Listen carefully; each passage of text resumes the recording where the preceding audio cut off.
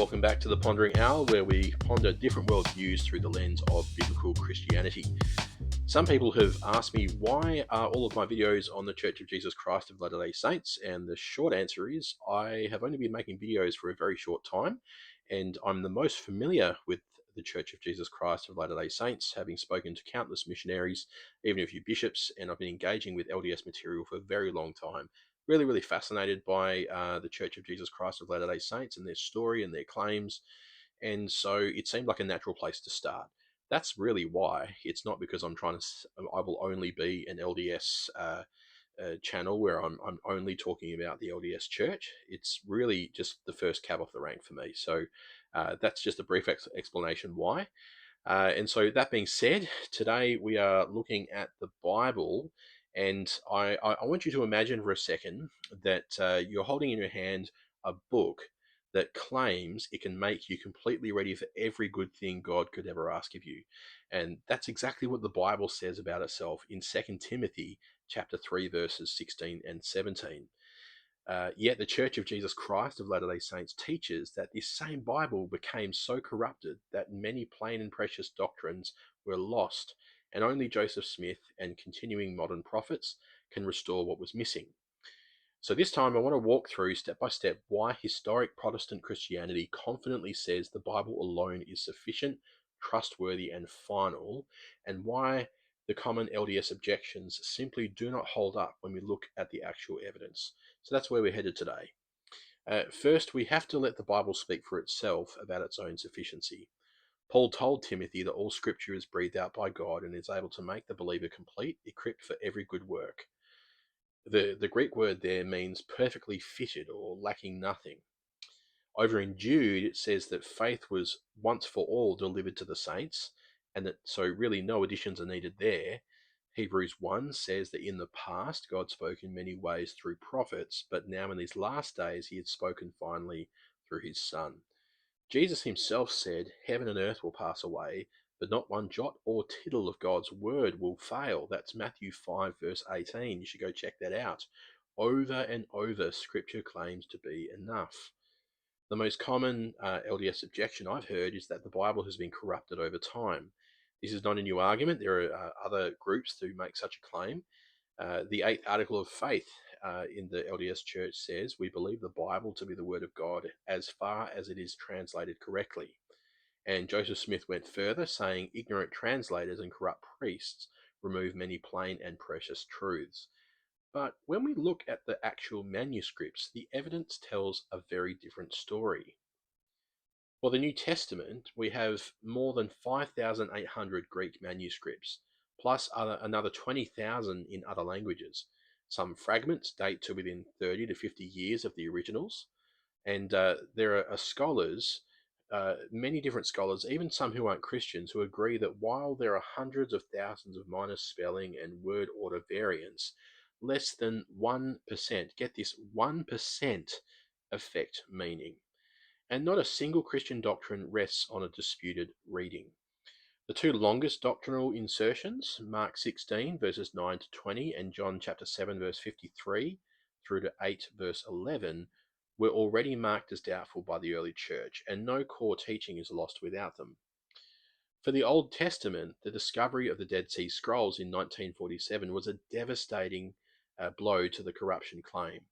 Scrolls from 250 BC to AD 68 match our modern Hebrew Bibles with 95 to 99% accuracy. The few differences are almost all spelling or grammar, nothing like removing teachings on the nature of God or baptism for the dead or anything like that.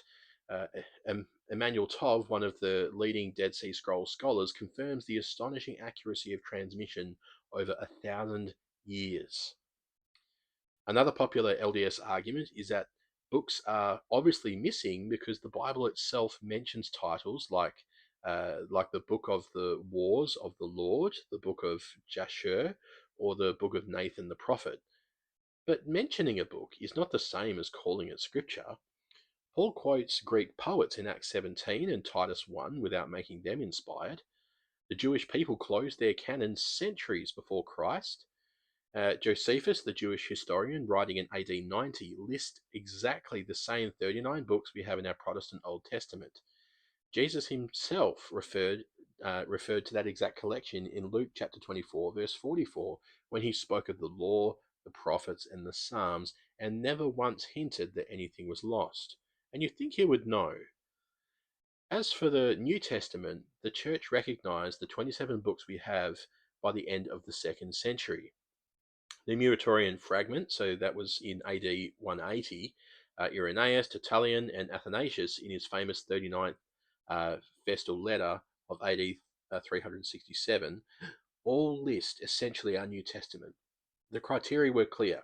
And this is really important, what the criteria was for the New Testament. So the criteria was apostolic authorship or connection, consistency with the rule of faith, and universal use in the churches. So that was the criteria, which meant that no council voted books in about, these ones have my favorite stories, so I'm going to vote that one in. That's not how it worked. The church simply recognized what the Holy Spirit had inspired, again, by this criteria: apostolic authorship or connection, consistency with the rule of faith, and universal use in the churches. Interestingly, the Book of Mormon itself creates a huge problem for the corruption argument. In 1 Nephi 13, Nephi supposedly sees in a vision that many plain and precious things will be removed from the Bible before it goes forth to the Gentiles. Yet later, in 2 Nephi 29 and Mormon 8, the Book of Mormon treats the Bible that the Gentiles already have as trustworthy and sufficient to judge them if they reject additional revelation.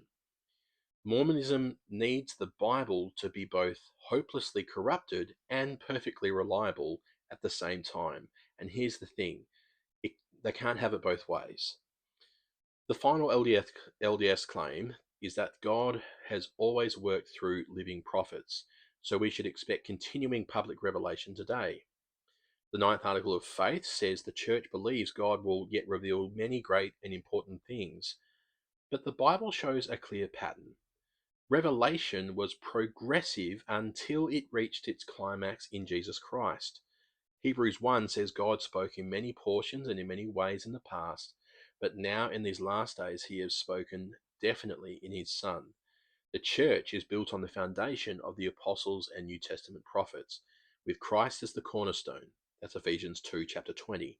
So it's a past tense foundation, not an ongoing office adding new doctrine. When any new revelation claims to correct or complete the Bible, it has to pass the biblical test for prophets. Where do we find that? Well, go to Deuteronomy chapter 18, verse 22, which says, if a prophet speaks something that does not come to pass, he is false. Joseph Smith gave multiple prophecies that failed. Here's some examples. The Civil War prophecy in Doctrine and Covenants 87 predicted nations would fight and Britain would be destroyed. It never happened as described. Doctrine and Covenants 84 verses 1 to 5 said a temple would be built in Missouri in that generation.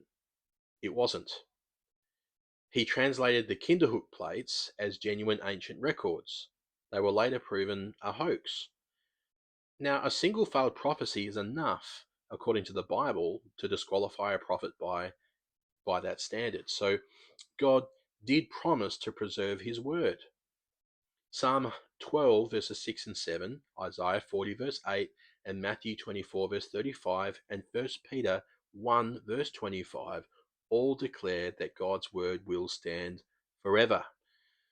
The thousands of manuscripts we possess today are proof that he kept that promise.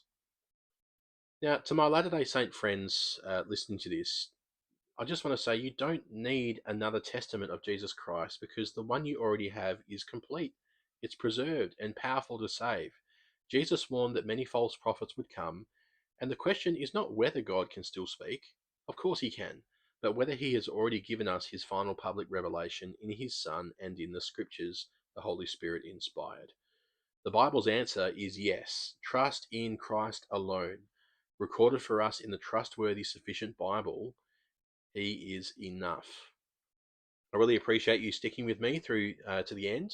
If it helped you, please share it with somebody. And And I just want to let you know as well that you can like and subscribe this page so you can keep up with all of our content.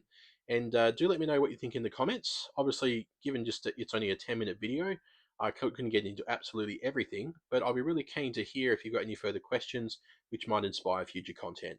Thanks for tuning in with the Pondering Owl, and until next time, thanks very much.